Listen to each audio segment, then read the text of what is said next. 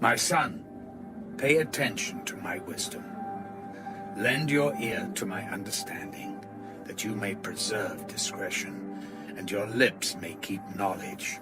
For the lips of an immoral woman drip honey, and her mouth is smoother than oil.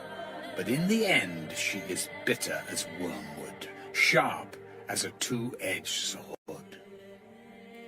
Her feet go down to death, her steps lay hold of hell, lest you ponder her path of life. Her ways are unstable, you do not know them.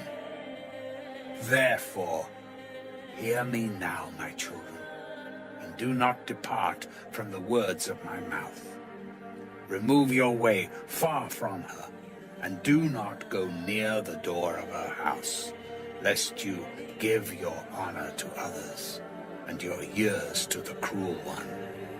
Lest aliens be filled with your wealth, and your labors go to the house of a foreigner, and you mourn at last, when your flesh and your body are consumed, and say, how I have hated instruction, and my heart despised correction. I have not obeyed the voice of my teachers, nor inclined my ear to those who instructed me.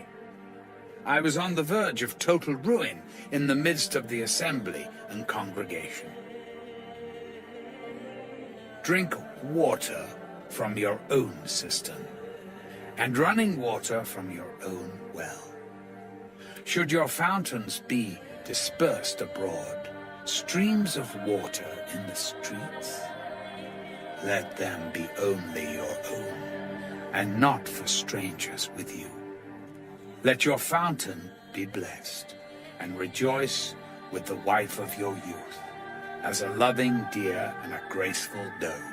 Let her breast satisfy you at all times, and always be enraptured with her love. For why should you, my son, be enraptured by an immoral woman, and be embraced in the arms of a seductress? For the ways of man are before the eyes of the Lord, and he ponders all his paths. His own iniquities entrap the wicked man, and he is caught in the cords of his sin. He shall die for lack of instruction, and in the greatness of his folly he shall go astray.